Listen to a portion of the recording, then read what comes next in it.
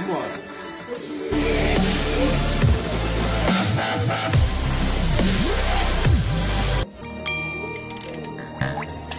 Primeiro lugar, absoluta.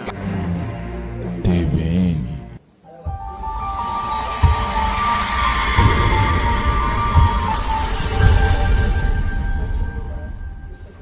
Começamos. Olá, sejam todos muito bem-vindos. Vocês não têm noção? Tem sim. Hoje o convidado é ele, Ricardo Ventura. Ele faz a chamada linguagem silenciosa. Ele fala comigo, com você, descobrindo os pequenos sinais que nós temos. Mas vamos falar como é que a gente começa? Vocês lembraram? Que eu me embaralhei, porque o nosso convidado ele é fera. A gente começa ao contrário, eu me enrolei toda. A gente começa recitando uma música, e hoje eu trouxe uma música que a gente canta desde quando a gente era criança, e a gente nem sabe, porque a palavra mentira já está com a gente desde que nós éramos crianças. É uma musiquinha que alguém vai querer cantar, e eu vou recitar. A barata diz que tem 7 saias de filó. É mentira da barata, ela tem uma só. A barata diz que tem um anel de formatura. É mentira da barata, ela tem casca dura.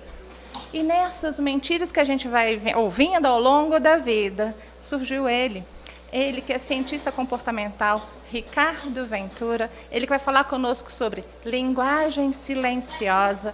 Nesse momento, eu convido ele, que é autor de 4 best-sellers. Ele tem quase 800 mil pessoas seguindo ele lá no YouTube, umas 325 pessoas também no Instagram. Ele, Ricardo Ventura. Dá um seu oi para a galera aí, Ricardo. Fala, galera, estou aqui. Estão me vendo bem? Estão me ouvindo bem? Sim. Estou aqui a postos para o que der e vier. Estou com o peito aberto aqui para revelar tudo o que você precisa. Boa noite a todos. Boa noite. Tudo que a gente precisa. Eu quero começar começando. Ricardo, diz uma coisa para mim. Onde foi o seu start? Qual foi aquela grande mentira que contaram para você, ou que você foi lá e descobriu e falou assim, cara, é com isso que eu quero trabalhar? Onde foi o seu start para entrar nessa jogada mundial sobre linguagem silenciosa? Então vamos lá, o que acontece? Eu fui buscar, eu gosto muito disso, né? Eu sempre vou buscar a origem das coisas, a origem dos comportamentos, por que nós pensamos o que pensamos, por que nós fazemos o que nós fazemos. Isso não só no âmbito de vida, de sociedade, mas da minha pessoa também. E aí eu fui buscar e percebi que eu comecei de uma forma, como eu falei, eu comecei a minha imersão no dia que eu nasci, porque eu nasci dentro de uma loja de calçados. Então, a gente tinha que, muito rapidamente, entender o que os clientes estavam...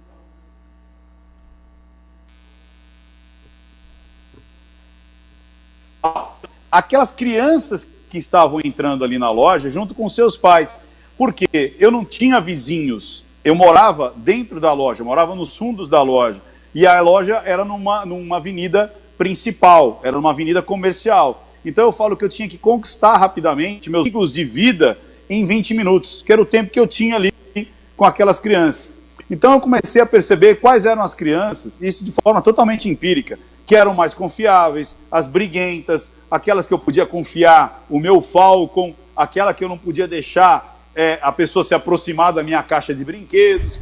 Então eu percebi que isso foi me ajudando muito, inclusive depois na escola, a ser monitor de sala, depois apresentar workshops, depois ser ali paraninfo na faculdade. Eu percebi que entender do ser humano era metade do caminho para qualquer tipo de coisa que você necessitasse. Uma venda, um approach, uma paquera, você conquistar amigos, você ser bem-quisto, você ter relacionamento, você evitar brigas, você evitar golpes, tudo isso de uma forma muito empírica. Só que daí eu comecei a estudar programação neurolinguística, e dentro da programação neurolinguística existia um item que chamava MCRIs, que era movimentos corporais com referenciais internos. Porque a gente, na programação linguística, a gente aprende hipnose, a gente aprende regressão, a gente aprende a colocar a pessoa em transe, e a gente precisa notar no rosto da pessoa, no ruborizar da pele, se a pessoa está com os lábios ou não, batimento cardíaco, se ela está suando muito, excesso ou não, movimentos de contração, quando ela está em transe. Então, imagina que é muito mais difícil. E eu fui aprimorando isso, fui buscando mais. Eu dava para a terapia. Né? Tanto é que um dos meus livros, como você disse, eu tenho autor de 4 best-sellers, um deles que é o Crenças, que eu estou até com ele aqui, foi o meu primeiro livro. São relatos de atendimento que eu fiz utilizando de hipnose, leve, profunda, relaxamentos profundos, regressão. E aí você precisava ter essa habilidade para saber se a pessoa realmente estava entrando num transe, se a pessoa estava ressignificando ali as crenças dela. E aí eu fui buscando cada vez mais isso. E aí eu coloquei isso em vendas, que foi meu segundo best-seller, que é esse aqui, o comunicar, vender, negociar com a programação neurolinguística. Então a gente utiliza-se de trajetória ocular, que é aquela que eu falo, né, dentro do protocolo, né, que tem a trajetória ocular, para ver se a pessoa está lembrando, se a pessoa está criando, se ela está num lado mais racional, numa negociação, se ela está num lado mais emocional. Então isso ajuda muito quando você está numa negociação, numa comunicação, numa venda. E depois partiu para o meu terceiro best-seller, Como Manipular e Persuadir Milhares de Pessoas. Olha que loucura isso, né? Parece algo ruim, né?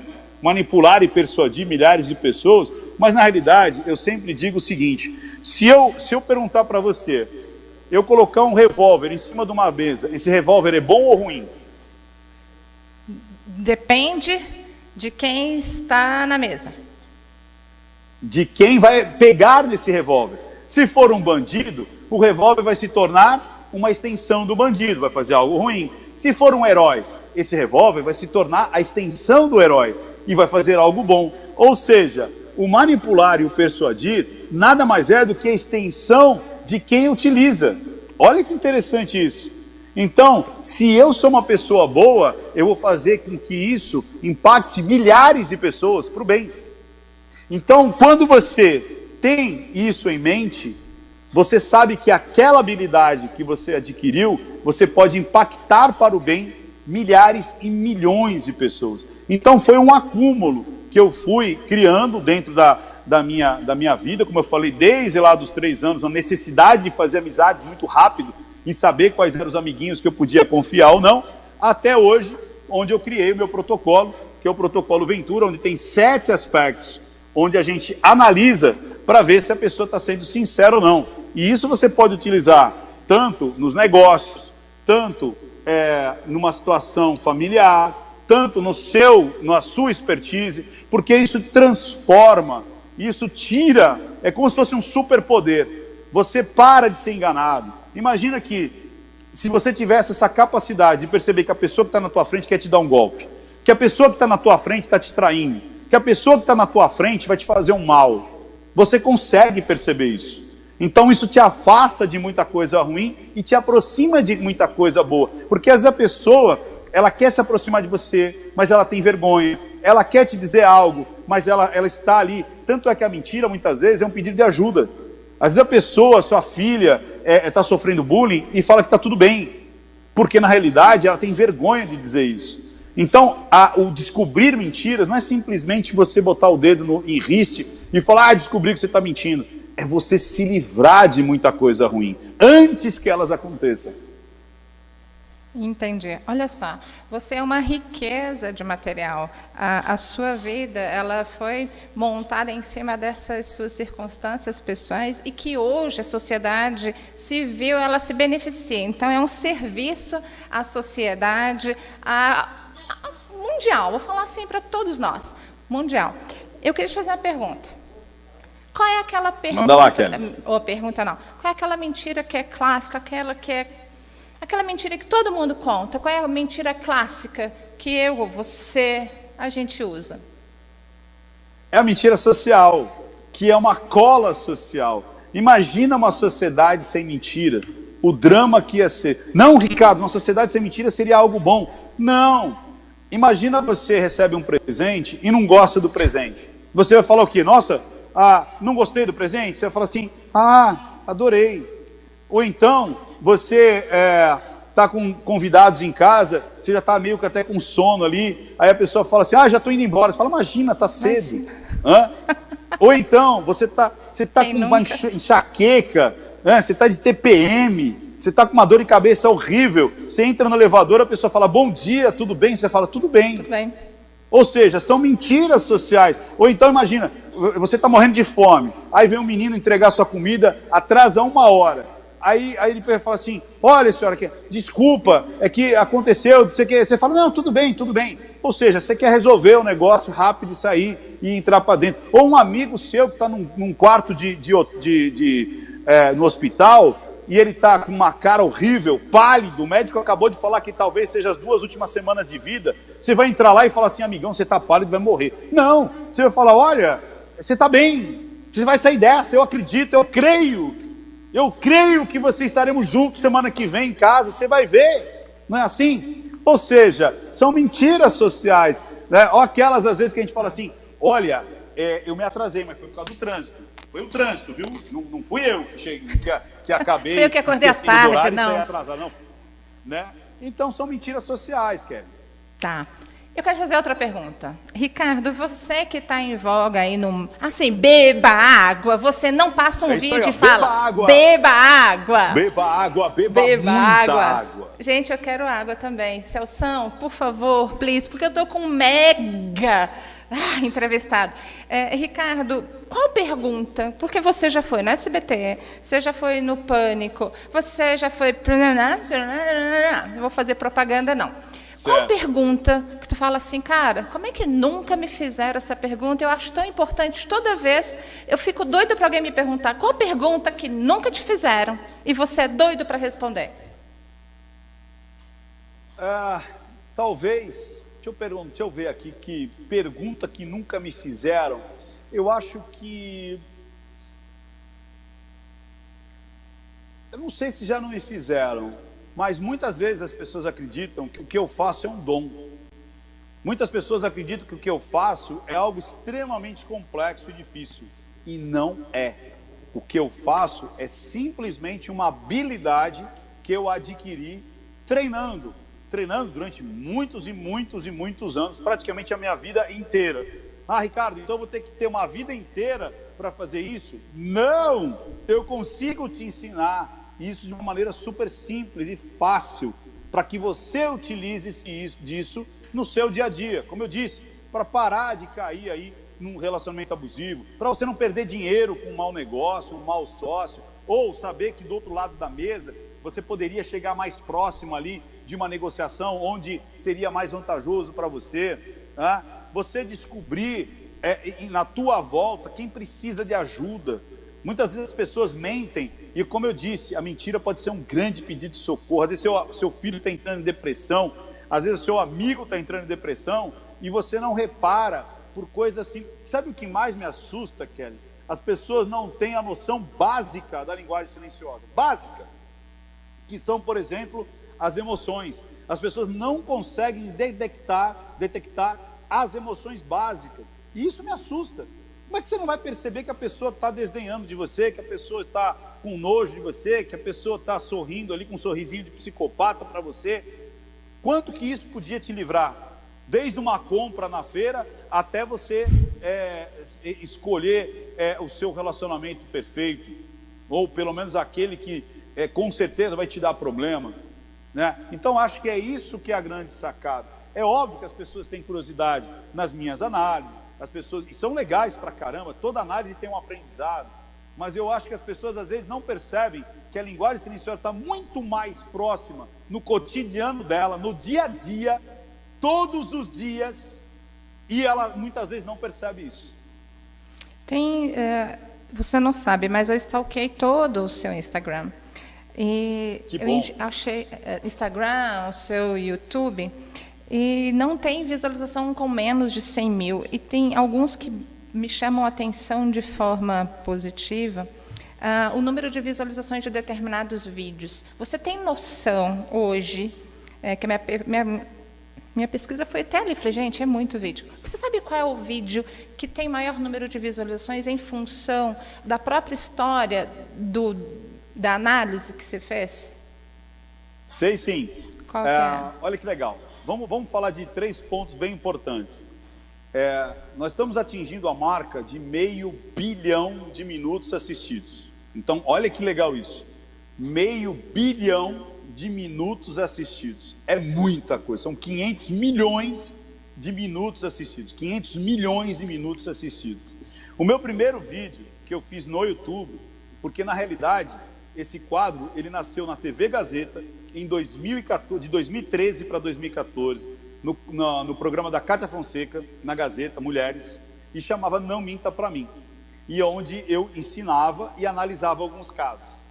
E aí eu fiquei 2 anos sem fazer isso, e aí um aluno meu, eu dava esse treinamento de forma presencial entre 2010 até 2016, mais ou menos, não, com esse foco até 2016, de forma presencial.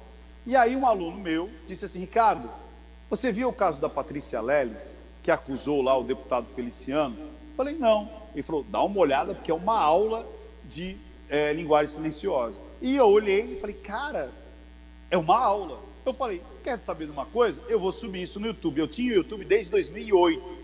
Então, profissionalmente, na realidade eu tinha desde 2006, mas profissionalmente desde 2008. E eu tinha nos meus vídeos, olha que loucura, Kelly, 50 visualizações, 50 mesmo, não 50 mil, 50 visualizações, 100, 300... Quando batia 1000 visualizações, eu ficava feliz da vida. Falei, nossa, 1000 visualizações, né?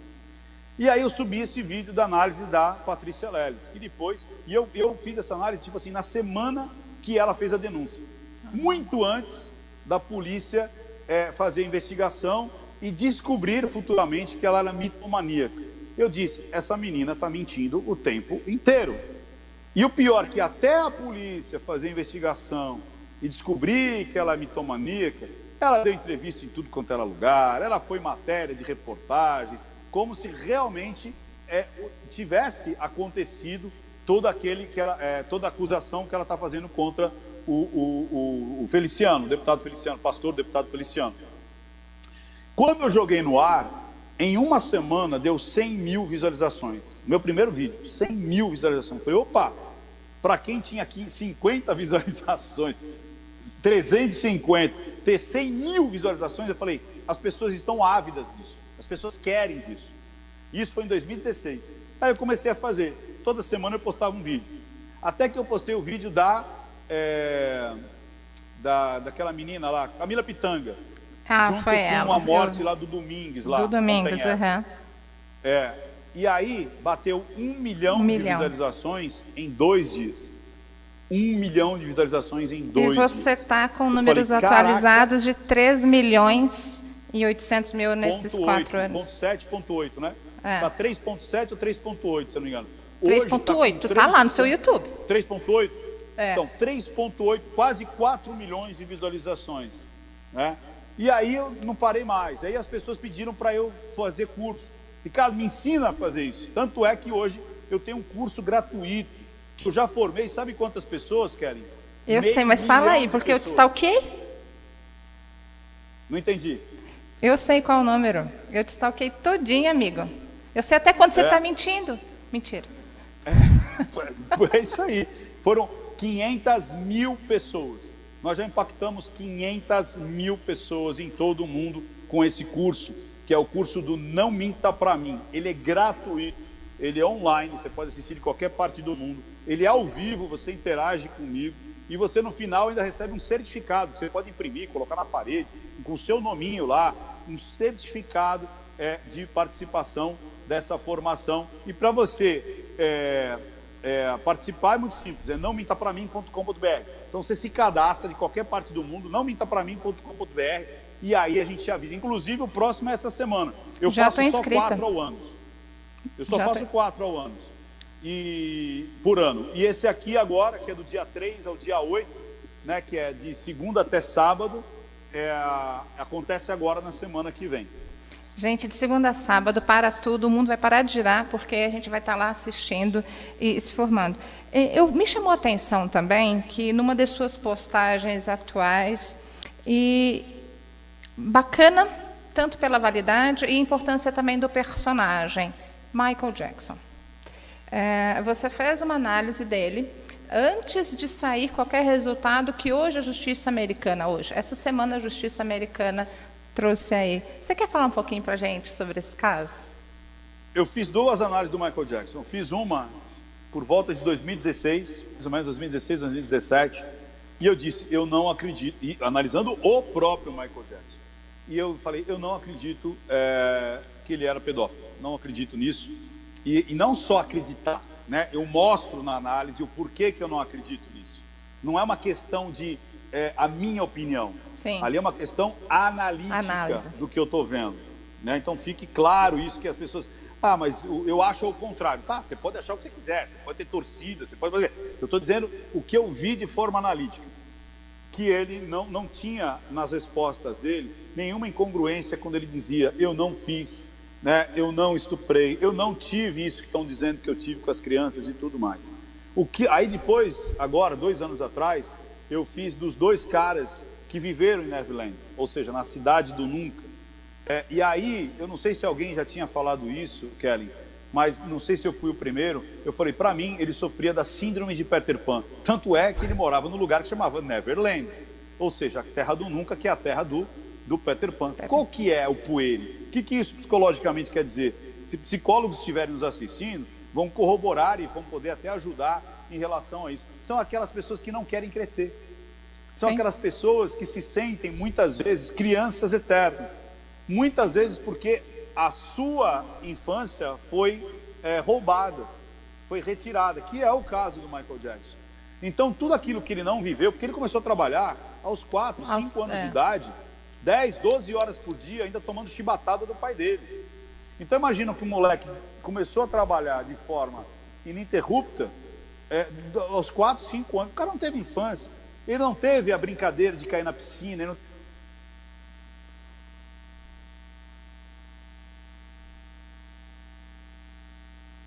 E junto, sabe aquela coisa de dormir na casa do coleguinha? Vamos fazer uma cabana. Ele não teve isso. Então você percebe ali um adulto totalmente infantilizado, vendo num mundo maravilhoso do faz de conta. Então eu vi ele junto com as crianças, não como um pedófilo, mas com esse resgate de ser criança tanto quanto. E quando eu vi os caras falando, eu não acreditei. No sentido analítico, né, de você colocando o protocolo ali, né, aplicando o protocolo ali venturiano, o protocolo Ventura, e vendo que não existia isso. E aí a justiça agora, 2 anos depois, concede que realmente não havia indício para culpá-lo. Mas a gente tem aqui no Brasil, Kelly, aqui no Brasil, vários fatos, mas muitos, eu tenho mais de 400 vídeos, nenhum vídeo meu foi refutado até hoje. Sim. Nenhum vídeo meu. Vários casos, antes da polícia chegar nas considerações finais, e eu revelei isso, aplicando a linguagem silenciosa, para você ver o poder da linguagem silenciosa e quanto que isso a vida. O caso do Felipe Renderich, há 4 anos eu falei, eu não acredito, mas eu vejo um cara brigando com a própria... Depois de 4 anos, a justiça disse em 2 instâncias, não tem atuação aqui que comprove um estupro. E agora ele acabou de assumir que ele é bissexual. Ou seja, eu enxerguei isso lá atrás, mas não por achismo, mas de forma analítica. O caso do Henry, esse menininho Henry, né? Esse caso, eu fiz análise no dia seguinte, Kelly. No dia seguinte eu fiz análise. Eu encontrei traços de psicopatia no Jairinho e traços de narcisismo nela. Eu falei, cara, isso aqui é uma bomba explosiva. Tanto é que eu falei, vá pesquisar a vida do Jairinho, porque um cara que faz isso, não faz isso uma vez só. E ela me incomodou muito, as selfies. Eu falei, presta atenção nas fotos, as fotos vão dizer muito sobre ela. E no fim, depois encontraram vários sintomas do narcisismo, ela tirando selfie na delegacia, indo para fazer as unhas, os cabelos no dia seguinte, tirando selfie. Aquilo me incomodou demais. Aí eu disse, isso está me cheirando ao quê? A submissão por ganhar alguma coisa. Falei, tá lá no vídeo, se alguém quiser olhar, agora vai estar lá. De um mês, mais de um mês atrás, eu postei no dia seguinte da reportagem do Cabrini. Mas o que é isso, cara? Você é evidente, né? Você tem um poder sobrenatural, né? Você tem um superpoder ali do... Como é que chama aqueles caras lá do Marvel, lá, os X-Men? X-Men. Não, cara. Isso, né? Não, é isso aqui, ó. Que você pode levar para dentro da tua casa. Você pode levar para dentro da tua casa. Agora, se eu consigo fazer uma análise nessa, com trechos de vídeo, à distância, imagina o que você pode fazer ao vivo com as pessoas que te cercam durante horas. Você faz muito mais do que eu. Deixa eu te fazer uma pergunta. Qual foi o vídeo, ou então qual foi o episódio, o caso, aquele que você teve... Eu vou dar vários nomes. Ou a frustração, ou a tristeza, ou a decepção de falar assim, puxa vida, eu não queria estar certo sobre isso, mas é isso. No exemplo oposto foi do Michael Jackson, né? Aquela grata satisfação de dizer assim, eu tenho certeza, dados os meus dados analíticos, que ele não é pedófilo. Então, é aquela satisfação de dar uma boa notícia. Qual é aquela que tu falou assim, nossa... Isso. Se é que você me entendeu, acho que sim. Por exemplo, sim, caso Nardoni, por exemplo. Sim. Né? E uma coisa interessante, Kellen, que é o seguinte, as pessoas dizem o quê? Nossa, Ricardo, você está empolgado quando você faz a sua análise. Eu estou empolgado com a análise e não com os fatos. Sim. Tanto é que isso, você vê que ó, nos 7 aspectos, esse grandão aqui ó, é o de maior responsabilidade, alucinação. O que é isso? Eu tenho que tirar a minha alucinação, eu tenho que tirar o meu achismo, eu tenho que me afastar daquela situação, me abster de sentimentos, sensações e emoções para fazer o resto, para fazer esses outros aspectos aqui. Porque se eu me envolver no caso, eu vou achar pelo em ovo. Se eu me envolvo no caso, eu vou colocar a minha paixão, eu vou colocar a minha religiosidade, eu vou colocar a minha... experiência, e eu não posso fazer isso. Eu tenho que fazer de forma analítica, programática, pragmática sobre o caso. Então, às vezes a pessoa fala, nossa, o cara está com essa vibe que eu estou aqui agora. Mas por quê? Porque eu não posso elementos que estão ali. Eu não posso me envolver se houve uma morte, uma traição ou simplesmente uma cena do Big Brother. Eu tenho que me abster completamente. Então, essa análise... Uma frase dita por você em várias outras suas entrevistas com a Márcia Goldschmidt, não dá para ter torcida. É bacana quando você assiste alguma análise sua, você não se atém à pessoa no sentido pessoal, mas aos fatos. É impressionante como você capta naquela fração de segundos, naquele cabelésimo de segundo, é aqui. Olha só, o jeito de falar. Eu já estou assim, gente, eu preciso ser como? Eu falei, gente, eu vou lá para o Ricardo, é natural, ele vai ver muita coisa. E como são nas nuances, né? E nunca é uma fotografia. Vários foram também seus comentários, que nunca você assistiu um único vídeo. Vários são as suas pontuações, falando assim, gente, eu assisti mais de 5 horas, como foi o caso da Mariana Ferrer. Eu assisti, não sei lá, tantos vídeos, tantas horas para dar o seu parecer técnico. Aí onde você vê seu profissionalismo. E eu vou mudar de assunto. Pode? Quer dizer, vou falar sobre mentira, né? Qual BBB, Big Brother Brasil, que eu nem assisto, mas só de assistir seus comentários, eu falei, gente... Eu quero saber qual é o BBB que tu fala assim, esse vale a pena comentar e trazer a análise para vocês. Olha, você fala o personagem? Né? Lá do Big Brother Brasil, não sei. Carol Conká, Juliette e quais outros que estão lá no BBB? Os personagens, né? Isso, Então, o que acontece? Esse BBB realmente está sendo um prato cheio para quem gosta de estudar comportamento humano. Todo BBB todos eles são. Né? Tá. Mas esse... está sendo assim um prato cheio, porque ele já começou numa reviravolta absurda ali. Eu não assisto o BBB, se eu pudesse eu assistiria, porque como eu te falei, é um treino absurdo, mas eu não tenho tempo para isso, mas eu assisto os vídeos que me mandam, tipo, olha esse trecho, olha isso daqui, olha aquilo ali. Então o que acontece? Quando você tem, então só para fechar aquela pergunta anterior, uma análise que me deixou muito triste foi dos Nardoni, quando cada vez mais eu percebia que realmente o pai havia tirado a filha pela janela. Tipo, depois que eu terminei a análise, eu fiquei pensando assim, cara, eu me coloquei na situação. Eu catando os bracinhos da minha filha, passando pela janela e soltando. Eu falei assim, aonde está ou aonde a humanidade errou? Porque eu falei assim, cara, o cara catou a própria filha e jogou pela janela. E aí você para e às vezes você passa mal mesmo. Você fica com dor de cabeça, você fica com estresse, você fica com como é que chama? Desentiria. Você chega, às vezes, no final, quando você pega algumas coisas muito violentas, né? Principalmente se compete a morte de crianças e a estupro e tudo mais, você tem, depois, essa carga te dá insônia. Muitas vezes eu acordo com insônia, excesso de suor. Por quê? Porque por mais que você apague aqui, chega uma hora que vai estourar. E tem que estourar. E tem que estourar dessa maneira, né? Para botar para fora. Você não pode segurar isso. Não pode ficar para dentro. Agora, no BBB. Então, peraí. Esse é do Nardoni. Está terminando. Semana... Esse é do Nardoni, quando você entrou na história, né? Desculpa, eu me emocionei quando você falou assim, eu enxerguei colocando os bracinhos da minha filha. Te juro, eu entrei na história em 5 segundos que você falou. Eu fiquei imaginando você construindo isso aí, e ele teve aquele tempinho, né? Eu estou enxergando agora soltar aqueles 5 segundos, assim, 1 segundo de soltar, olhar para o olho, se arrepender e puxar de volta, né? Pois é. A gente, quando vai para o lado do trampolim, a gente não hesita? A gente, né, quando olha no trampolim, fala, agora não vou. Ah, vou. Ah, não, mas não vou. Aí quando você faz que vai, você ainda volta, né? Assim, é aquele segundo do arrependimento. Cara, não teve o segundo do arrependimento, não teve nada. O cara cortou, colocou, jogou, saiu correndo, liga pro pai, caiu aqui e tal. Tipo, cara, que é isso, né? Mas enfim.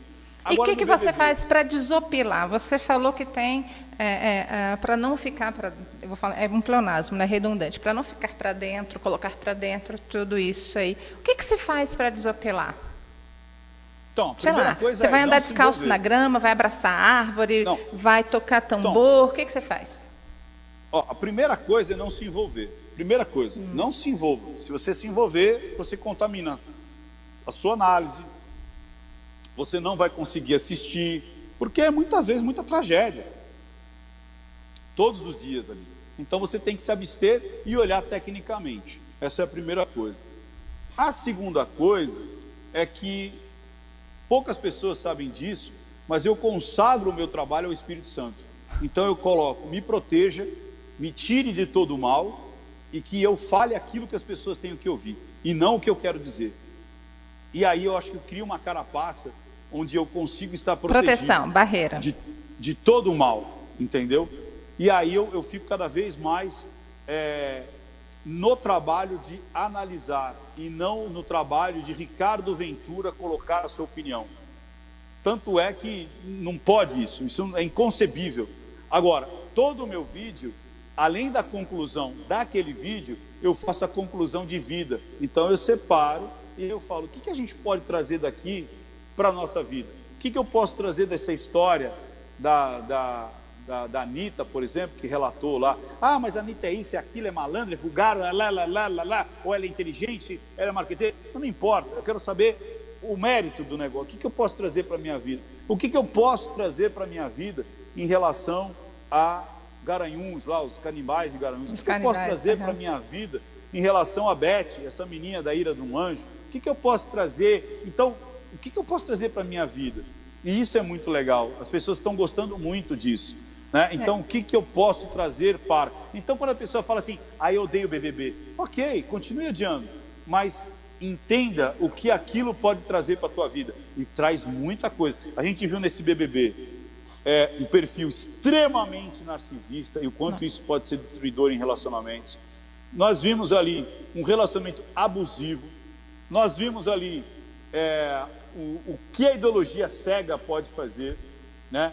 Nós vimos ali o que o cancelamento pode mudar uma realidade, né? O quanto que as pessoas mudam a realidade perante a sua ideologia, vê racismo onde não tem, aí onde não tem, não vê, onde tem, não vê, e assim sucessivamente. O quanto que a gente, através das nossas crenças, regras, ideologia, a gente pode mudar a realidade, né? Tipo assim, a coisa está escarrada na tua fuça e você não vê, né? Ou vê coisa demais, né? Discutimos a política do cancelamento, discutimos aqui agora o que a VTube fez, que na minha opinião, na realidade, ela simplesmente utilizou preceitos que existem há mais de 100 anos, que Dale Carnegie descreveu no livro dele, só que como a gente tem um Big Brother, aquilo é algo extremamente impopular, improvável, de uma situação não humana, mas na realidade que todo mundo faz, e dá para você utilizar aquilo para o bem. Agora, analisando a Juliette, a gente vê qual que foi a estratégia dela, através da linguagem silenciosa, para ela conseguir dar as reviravoltas ali dentro do jogo e dentro da vida. Então, ali teve muitas coisas, né? A discussão, como eu disse, às vezes exacerbada, de coisas simples que foram colocadas na enésima potência para validar um sexismo, um racismo, uma homofobismo, né, onde não existia. Então a gente viu que ali onde os extremos não são legais, né, os extremos sempre são prejudiciais, e que existem as tonalidades de cinza, né, que o caminho do meio, o tal, o famoso tal, né, falado há 2.500 anos atrás, né, que o caminho do meio, o caminho da temperança é o melhor caminho, e que mais do que o objetivo é você saber viver, né, em integridade com os outros e com o seu ser, que é o tal, isso é filosofia de 2.500 anos, e parece que está tão próximo da gente e a gente não vê. Então dá para tirar, olha que loucura, do BBB dá para você tirar uma filosofia taoísta, e as pessoas às vezes se abstêm disso daí. Entendi. Gente, o BBB realmente eu não tenho apreço, mas quando você olha com esse viés que você está apresentando, acho que é meio antropológico, sociológico, psicológico, com esse olhar. E quando eu vi as suas ponderações sobre alguns BBBs, eu falei, gente, ele não está olhando o programa no sentido, ele está analisando aquela personagem. E você traz realmente muitas colocações do todo. Você traz, por exemplo, quando você enxerga só daqui para cima, tem algumas linguagens suas que você analisa aqui atrás, o contexto, como é bacana, né? E eu vou mudar para de convidado, que muito eu fiquei estarrecida com uma linguagem silenciosa sua. E não precisa nem ser tão especialista. Joe Biden. Eu fiquei... Oi? Sério? O que você pode falar sobre o presidente americano? Pois é. E aí é mais uma também, né? Porque as pessoas vieram assim, nossa... Sabe o que é engraçado, Ken? As pessoas, quando abrem o vídeo, né, vendo ali o personagem, e é natural isso, né? As pessoas já vêm com um pré-conceito sobre o que vai ser dito ali. E eu estou percebendo que muitas vezes as pessoas, é muito engraçado, eu já cheguei até a fixar um comentário, tipo assim, a gente chega aqui achando que o Ventura vai falar de uma coisa, e ele acaba falando de outra, e ainda mostra um terceiro viés, e a gente aplaude. Ou seja, não é que estão me aplaudindo, mas estão aplaudindo elas mesmas, por elas se permitirem mudar a visão, não por convencimento, mas por espectro, ou seja, eu ter um outro ângulo da situação. Então, quando você fala de John Biden, a primeira coisa que vem na cabeça é o que é? É o Trump contra o John Biden. É a esquerda contra a direita. É democráticos contra republicanos. É o fascismo e é o esquerdismo. É não sei o quê, é bababá. Então, as pessoas vêm com um monte de rótulos. Aí, quando ela abre o vídeo, ela fala... Eita, é uma outra situação. Uhum. Ou seja, o que eu estava analisando ali era o comportamento dele com as crianças. Só e somente só. Não tinha cunho político. Não era cunho político, jogo pelo poder, não. Você estava olhando o ser humano, o homem.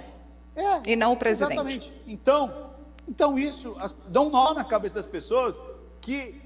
e a gente hoje está muito em cima do óbvio, cara. A gente está hoje muito em cima, olha que loucura, a gente está em cima do posicionamento. Todas as pessoas têm um posicionamento, mas esquecem que tem um tripé antes do posicionamento, que eu bato muito nessa tecla, que é o IEP. O que é o IEP? Na minha filosofia do protocolo Ventura, eu acredito que você tem que identificar a mentira, né? Identifique a mentira, identifique a incongruência, identifique aquilo que não está se encaixando. Depois que você identificou, aí você tem o entendimento, entenda essa mentira.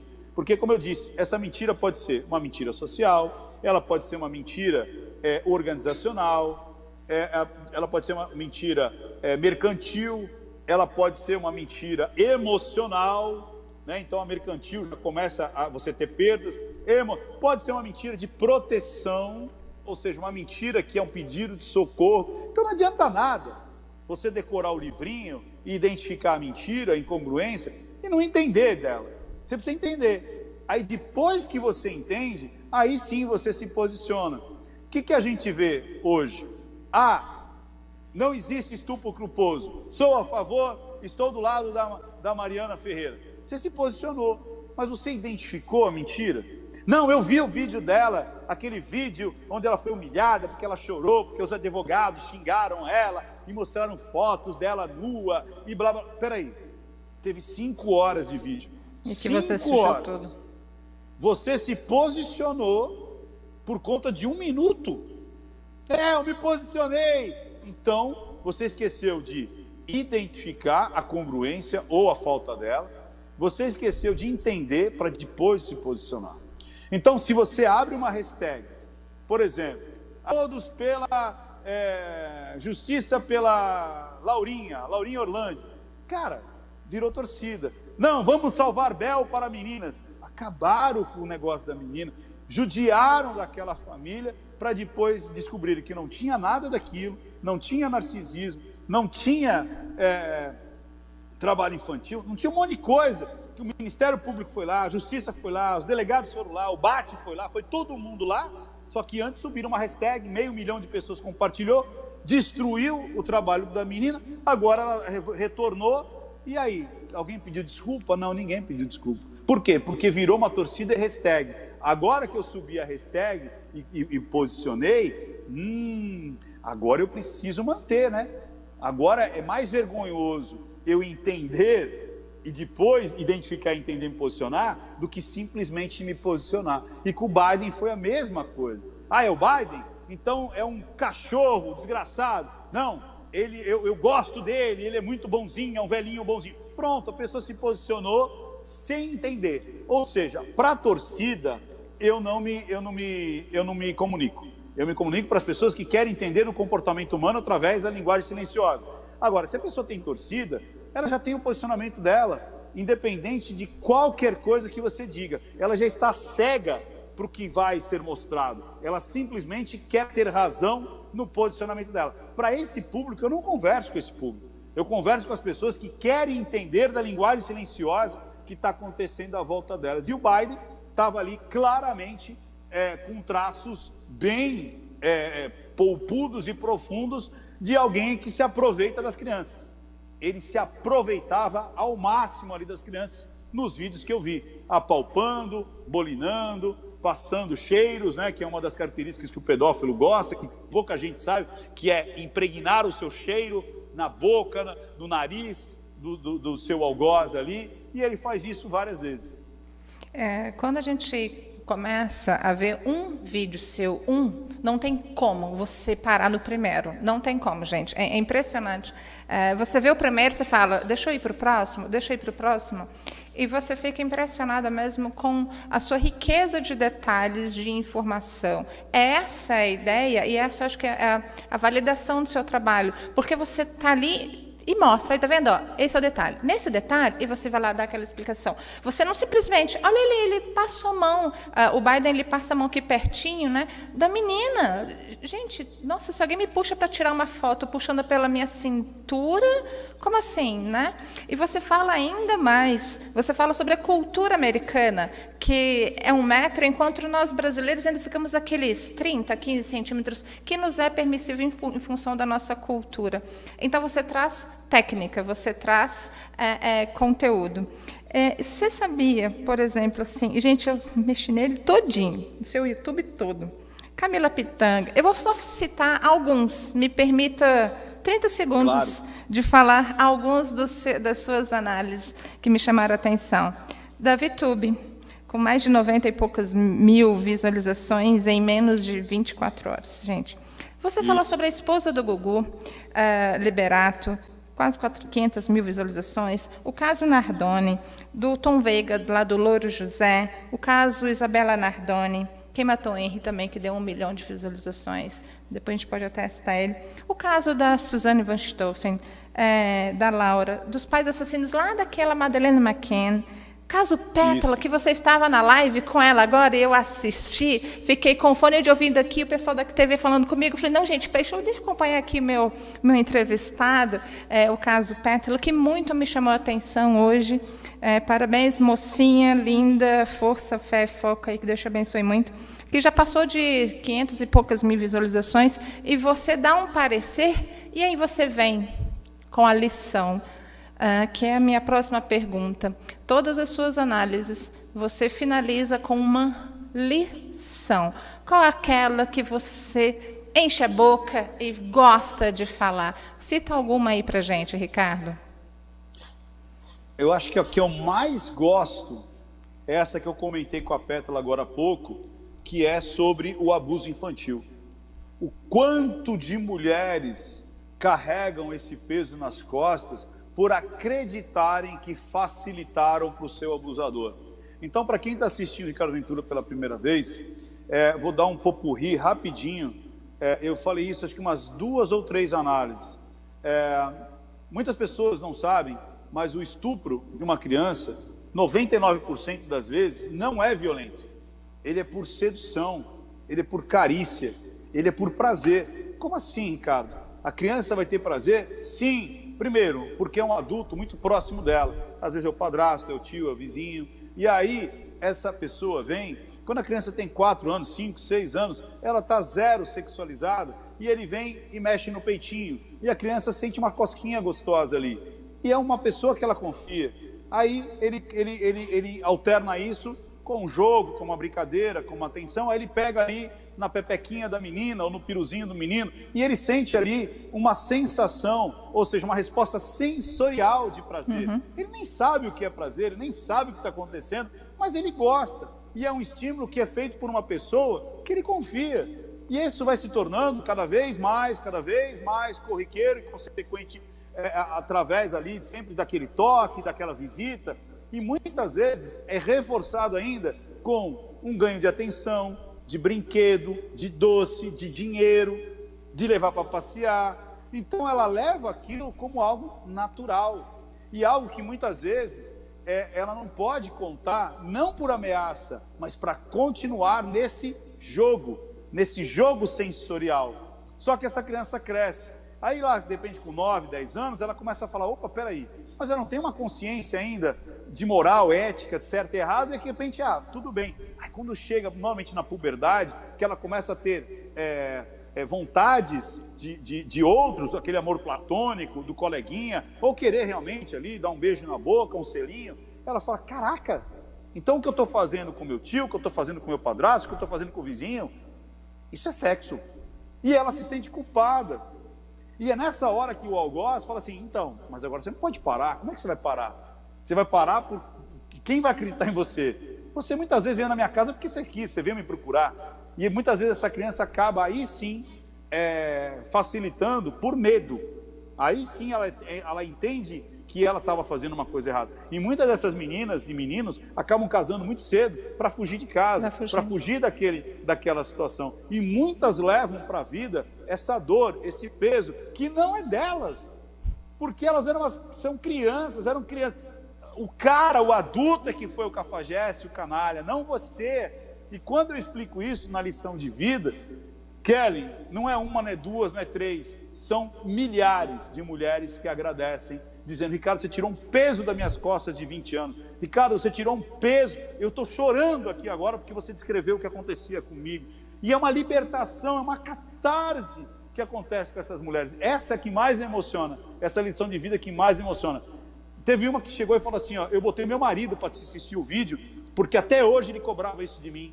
Como assim eu aguentei 5, 6 anos sendo abusada? Por que eu não gritei? Por que eu não disse? Por que eu não reclamei? Por conta disso. Ou seja, as pessoas têm uma ideia errada do estupro infantil. Ele não é violento, ele, ao contrário, ele é de extrema sedução e prazer. E a criança não entende isso. E a culpa é única e exclusivamente do adulto. Não é tua e nunca foi tua. Ufa, que lindo, né? Essa lição serve para muita gente. E quando você fala que a mulher, pode ser homem ou mulher, né, independente do gênero, é um gritar silencioso, né? É um pedido silencioso, porque se você, vamos lá, já fez a jornada, não minta para mim, você vai olhar para aquela criança e ver que quando o pai vai lá e fala assim para aquela criança, vai lá pegar alguma coisa lá e aquele pai sai, aquele tio sai atrás de você, você vai perceber naquele olhar daquela criança ou na relutância daquela ação, né, daquele pedido, né? Então, isso serve para mim e para você. Viu, Kelly? Sim, é com você, Fábio. Viu, Kelly? Ou não, é como eu falei. Essa situação de extremo prazer. Então, existe um mito que a criança vai ficar... olha o grande mito, né? Isso é um mito, que a criança... Isso é 1% ou menos dos casos, que a criança vai ficar retraída, que a criança vai ficar com medo, que a criança vai ficar com nojo. Não! É muito ao contrário. Ela vai se coçar, se roçar, porque ela não sabe que isso é proibido. Então tem que tomar cuidado, porque muitas vezes ela vai verbalizar, às vezes com microgestos, às vezes com pequenos, às vezes com um ato falho, às vezes hipersexualizada, se roçando, se coçando ali com a pepequinha, e às vezes pegando até a própria mão, às vezes de forma inconsciente, está assistindo um desenho, pega a mão de um adulto e põe ali, aí você fala, opa, isso deve estar acontecendo. Então não é com a sua repulsa, não, é com a hipersexualização ou essa experiência sensorial. E é isso que muitas vezes as pessoas não percebem, Kelly, porque o mito é, a criança vai ficar muito quieta. Não, ela vai fazer isso depois, lá na frente. Não tem mais o prazer. Isso vai acontecer lá na frente, com 10 anos, 11, 12, mas ela passa muito tempo desejando o seu algoz e encobrindo isso, você entendeu? Por não saber que o que ela está fazendo é algo que é ruim para a psique dela, para seu crescimento sexual, né, para o seu amaduramento sexual, que deveria acontecer lá na frente e está acontecendo muito anteriormente, você entendeu? Então, esse é um mito, de que a criança vai ficar, muitas vezes, retraída. Por isso que acontecem centenas e milhares e milhões desses casos, porque as pessoas estão olhando pelo ângulo diferente, não pelo ângulo da linguagem silenciosa, mas pela cabeça de um adulto. Olha que loucura. Porque a gente olha para a cena e vê sexualidade. Para a criança, é prazer como tomar um sorvete, tirar um chiclete e vamos para um parquinho, porque é legal, uma situação. Isso. Assim como, vamos lá, falar sobre necessidades físicas, biológicas, soltar um pum, né? Ai, que bom, você está lá apertada, você no banheiro. É uma saciedade de uma necessidade fisiológica e está sendo saciada. Como por não ser agressivo. Gente, que aula que eu tomei agora. E por não ser agressivo, ela vai se permitindo para depois se tornar consciente. Que aula! E eu sou da educação, eu trabalho com crianças especiais e isso para mim, de fato, foi uma aula. Vou ter mais uma pergunta para você. Deixa eu ver se você não me perdi aqui. Ricardo, tem uma postagem sua, que você já citou, tá? Mas eu gostaria de voltar, porque eu achei ela interessante. Você deve ter postado entre ontem e hoje, mesmo que não seja você, ou seja a sua agência de publicidade, já que você fica focado no seu trabalho, mas ela muito te representa quando você colocou assim no seu Instagram. A verdade é que você mente todo dia. Você mente. Desculpa, falhou. Fala de novo. Tá. Tem uma última postagem sua, fala assim, a verdade é que você mente todo dia. Você mente? Muito. Pô, todo dia. Né? Todo dia. Todo dia. Todos os dias. Todos os dias. Como eu falei, a mentira social, ela é a cola da sociedade viver em harmonia. Ok. Porque se você falasse tudo que te aflige dentro da tua cabeça, colocasse isso para fora, principalmente de uma maneira suicida, para quê? Para que você vai falar assim, olha... você tá horrível nessa roupa, troca, pinta a cor do cabelo. Para quê? Entendeu? É a opinião. Às vezes querem, imagina você chega para mim toda feliz e fala assim, gente, olha, eu juntei uma grana e tal e comprei uma Maré. Eu vou falar o quê? assim, seu carro é uma bosta. Entendi, tá. Não.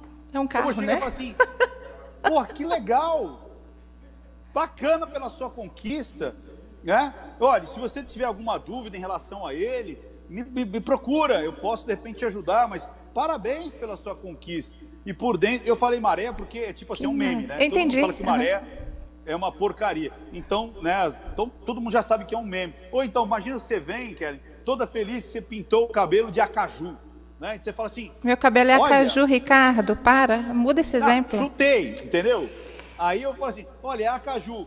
Aí eu falo, legal, bacana. Mesmo se eu não estiver achando legal, eu vou falar que é legal, porque você veio toda empolgada. Agora é óbvio, se você chega pra mim e fala assim, Ricardo, eu devo comprar uma areia ou não? Eu falo, não. Anda de ônibus?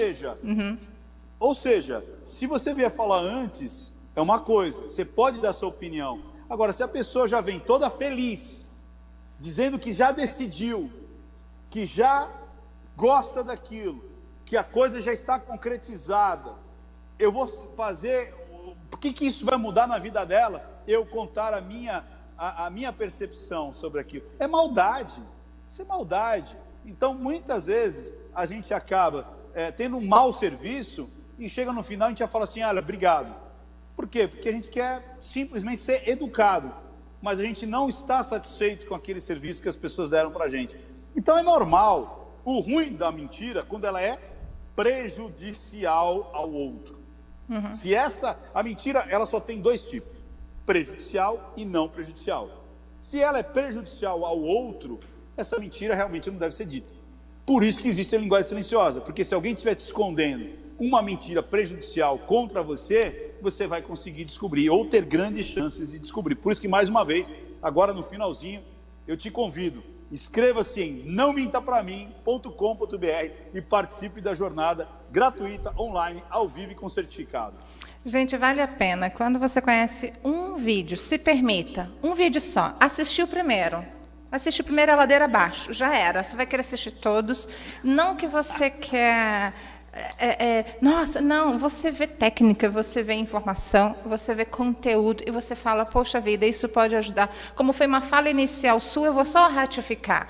Isso ajuda no business, relacionamento, vida familiar, né? E você passa, acho que por um momento menos sofrível, porque quando alguém fala não, querendo dizer sim, você já sabe se você vai ou não, ou então que ele não é bem incisivo e você fala, ok, melhor eu não ir, porque se não foi não com propriedade. Eu acho que o que você faz é um serviço para a sociedade, de fato. Eu quero deixar aqui, de forma pública, o meu carinho pelo seu trabalho, a minha admiração, sobretudo. Mas antes que a gente vá para a reta final, diz só uma coisa para mim. Não menta para mim. Você mentiu alguma coisa que agora, que eu poderia ter captado? Que eu podia ter lido alguma coisa em você? Não, né? Talvez um número, talvez uma lembrança, que é que nem eu falo. Ó, e você viu quando eu falei talvez um número, uma lembrança? Vi. Eu fui para o meu olhar acima, para o lúdico. Então, muitas vezes a pessoa fala assim, então quando olha para lá que tá mentindo, né? Não, é o lúdico. Então, talvez, eu não tenha certeza, talvez de um dado específico, talvez uma data. E aí, o que a gente faz? Quando a gente não lembra com certeza, a gente normalmente chuta, aproxima, e por isso que ele vai para o lado da mentira, porque não é uma verdade. Não é então faz uma pergunta aí para mim, e eu vou tentar falar mentira ou verdade. Não sei, vou tentar. Será que eu vou mentir? Faz qualquer pergunta, amigo. Te joguei na no jogo frio. Não, sabe o que é legal, Kelly? É o seguinte, por exemplo, quando as pessoas falam assim, Ricardo, por exemplo, na jornada do Não Minta Pra Mim, no primeiro dia, né, são 5 aulas e mais um reforço no sábado, no primeiro dia eu já te ensino a identificar alguns indícios de mentira. No primeiro dia, na primeira aula, você já consegue identificar. Mas o que é legal, que acho que é no terceiro, quarto dia, que eu falo das trajetórias oculares, aí eu falo, faz esse treinamento com alguém na tua casa, eu posso fazer com você agora. Eu não sei se a câmera consegue dar close mais em você. Vai, Celso, coopera. Bora, que nosso convidado é fera demais. Você tem que cooperar. E você é puxa-saco dele, puxa-saco não. Você foi um dos primeiros. Fala assim, nossa, esse cara... E vou falar aqui do Celso. Aí é bom, ó. Quando você falou do Nardoni, ele se emocionou lá. De verdade. Eu vi daqui, ele... De verdade. Não é não, Celso? Pode falar então, assim? Por exemplo, Kelly, se eu perguntar para você... você lembra onde você... E olha que talvez tenha... Não sei se faz tempo ou não, até por conta da pandemia. Onde você passou férias a última vez? Na casa Olha lá, tá vendo que você está buscando no olhar? Não, não vi. Amor, não sei se você viu, mas você sabe quantas portas tem sua casa, Kelly? Olha lá, olhando, você está buscando. Você busca para saber quantas portas tem, você faz um diálogo interno, você fez agora uma boca de medo antes de fazer esse arroz, coçou o olho, ou seja, olha lá, agora fez um marca-texto, agora olhou para cá, sorriso, que né? Então não tem como a gente deixar de se E é comunicar. inconsciente, porque quando você pergunta, eu estou tentando ser a mais imparcial possível, te juro, boneca aqui. Pois é, então quando a gente vai fazendo perguntas, a gente vai pescando na pessoa se ela realmente está congruente com o que ela está dizendo ou incongruente, ou seja, se o que eu digo está junto com o que o meu corpo diz, ou o que eu digo está separado do que o meu corpo disse. E aí a gente começa a levantar as bandeiras vermelhas e falar, olha, provavelmente ela está mentindo, provavelmente ela está dizendo a verdade. Tanto é que nesse vídeo que eu analisei hoje, agora, faz o quê? Subiu agora umas 2, 3 horas atrás, da menininha chamada Sara, ali é uma aula. Eu vi tudo. Ali é uma aula para você ver um olhar triste, um olhar com medo, um olhar sincero de alegria, um olhar de incompreensão. Então você consegue pescar ali as emoções que a pessoa está tendo, pode ser criança, pode ser adulto, pode ser uma pessoa idosa, simplesmente como ela diz as palavras e o que o corpo está dizendo. E mais uma vez, você pode usar isso para tudo. É um superpoder que muitas pessoas, eu falo que é o seguinte, apenas 3% da população usa isso de forma natural. 97% não sabe usar a linguagem silenciosa. Então você aprender a linguagem silenciosa, você vai estar a passos largos de muita gente que te cerca. É isso que eu tenho para dizer. Gente, vamos levar a jornada da linguagem silenciosa para o mundo mesmo. É isso. Quem tem essa oportunidade de conhecer seu trabalho, com certeza vai querer se inscrever no naomentapramim.com.br. É isso, Ricardo? É isso, perfeito. É só se inscrever lá e a gente te avisa, te alerta, te lembra de todo o passo a passo ali, as aulas, horário, tudo é à noite, mas a gente te avisa e te dá, inclusive, muitos vão ter acesso a material adicional, PDFs e tudo mais, mas você precisa se inscrever. E aí a gente te alerta. E agora, tá pertinho, semana que vem. Segunda-feira já começa a jornada. Segunda agora. Você não sabe, Ricardo, mas tem gente todo que está esperando programa... essa jornada há 3 meses. Olha que louco. Tem gente que está esperando essa jornada há 3 meses. O seu pessoal, a sua audiência, vai ter um privilégio, não precisa esperar nada. Semana que vem está aí. Então não perca, porque a outra é só daqui a 3 meses. Demora muito. 3 meses demora pra caramba para passar. Você não sabe, mas para estar aqui, é claro que a gente pesquisa a temática, né? E como eu falei para você no início, eu recito uma canção sempre com o tema. Aí quando eu vi que eu estava o Ricardo, o Celso ali da TV falou assim, ele já está aqui ligado. Eu falei, gente, cadê minha música? Aí eu perdi a música e fui entrando no seu nome, né? Aí eu tinha 2 músicas, e é com uma delas que eu vou finalizar. Mas eu vou te dizer, você não tem noção de quantas músicas, quantos autores, quantas composições há com a palavra mentira e verdade.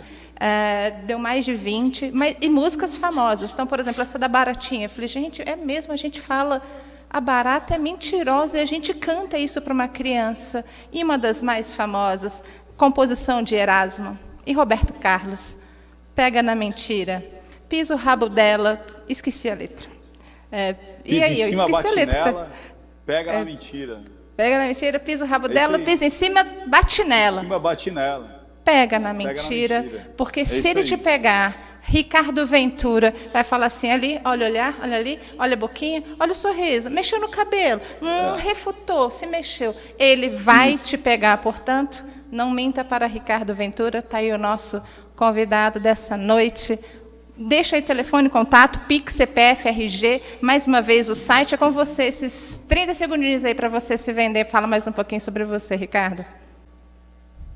Mais uma vez, lembrando para o pessoal, cadastre para você aprender a fazer isso que eu faço e eu aplicar na tua vida. Você vai ter um super poder na tua mão, você vai deixar de perder dinheiro, você vai deixar de ser roubado, de entrar em golpes, de entrar às vezes num relacionamento abusivo, um relacionamento com canalhas e tudo mais. Não minta para mim.com.br. Vai lá agora e se cadastra e deixa o resto com a gente. É isso aí. Feito. E mais uma vez, muito obrigado a você, muito obrigado ao Celso, muito obrigado pelo carinho, muito obrigado pelas palavras. Foram muitos feedbacks ali extremamente carinhosos, muito maiores do que eu merecia, mas muito obrigado mesmo a todo mundo e espero que as pessoas tenham gostado e estou à disposição para outras oportunidades. Obrigado. Gratidão, valeu. Gratidão, Deus lhe abençoe e beba água. Amém. Até segunda, estarei lá. Grande abraço. Tchau, tchau, gente. Até a próxima quinta com o Conselho Tutelar. A gente vai falar sobre Conselho Tutelar. Até lá.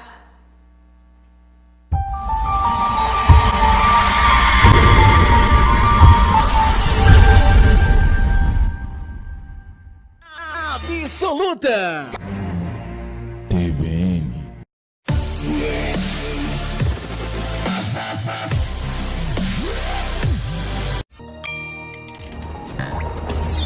Primeiro lugar, Absoluta.